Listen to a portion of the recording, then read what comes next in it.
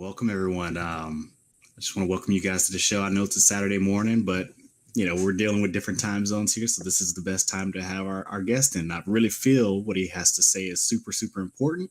So I really wanted to get that out there, make sure that this interview happened today.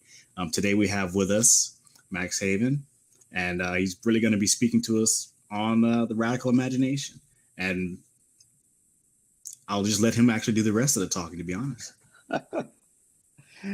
Well, thanks a lot. Yeah, it's a great pleasure to be here. Why don't you tell us about yourself and basically who you are and what brought you to write about this? Sure. Well, my employment right now is as an assistant professor in the Division of Art History and Critical Studies at the Nova Scotia College of Art and Design. And essentially I teach politics and economics and sociology to artists and art students in the city of Halifax in Canada. But my job doing that and what led me to get a PhD and write a bunch of books is really a long history of social activism and a set of questions that have sort of driven me that come out of social movement struggles, from the anti-war movement, from the alter-globalization movement, from anti-racist education, and a whole variety of other sorts of struggles that I've been involved in through my short but exciting life. So I'm the author of a couple of three books, actually. One of them is called Crisis of Imagination, Crisis of Power. And it's a set of essays about the effect that capitalism has on the imagination. The second book, which I co-authored with my colleague and friend, Alex Kisnavich, is called The Radical Imagination. And it's about social movements and how social movements struggle against the forms of capitalism and racism and patriarchy that sort of haunt the world today. And the third book, which is more academic than the other two, is called Cultures of Financialization. And it's about finance capital and the global movement of money, and specifically about how that affects our imaginations, how debt and credit and finance shape the way that we imagine the world. And I think all three of those books all three of those books are like right in my wheelhouse, so to speak, as far as like what my interests are and doing this show. I'm definitely going to have you back on for the third book, especially. But I think for this conversation,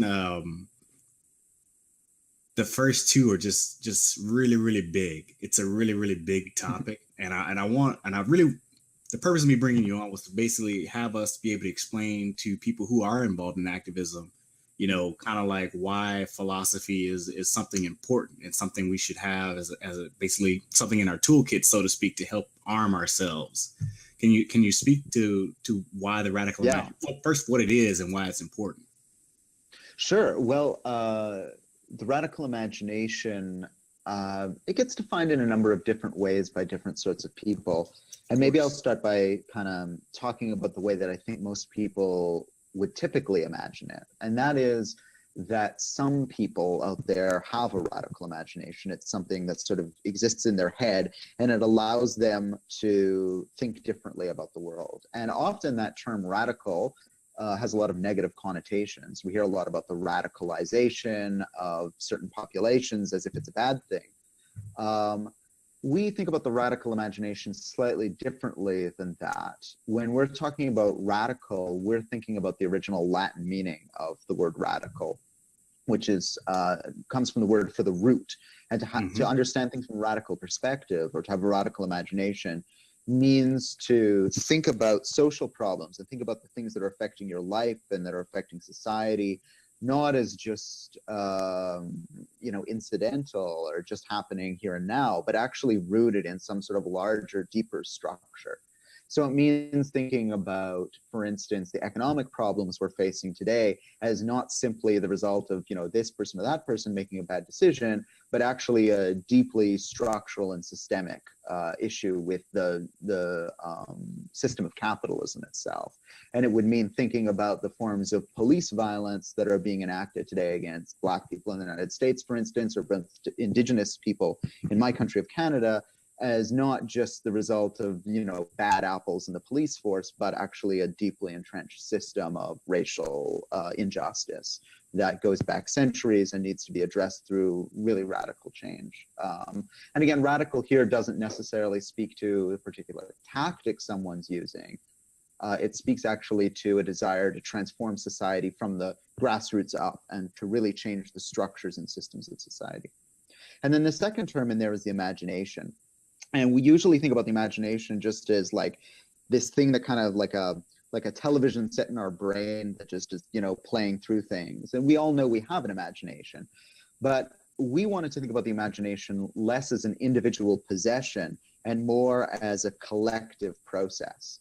And the way this works is that, you know, we don't just imagine, our imaginations don't just exist from the time we're born as this kind of natural and unchanging thing. Mm-hmm. What we can imagine is possible, who we imagine is valuable, what we imagine is valuable. These are shaped by our social circumstances, they're shaped by our experiences, and they are shaped by how we share ideas, how we share stories, how we share sort of notions of who and what is valuable with the people around us. So to put it all together, me and my colleague Alex Kasnavich, who we work together in this Radical Imagination project, we want to think about the radical imagination as something that social movements do together.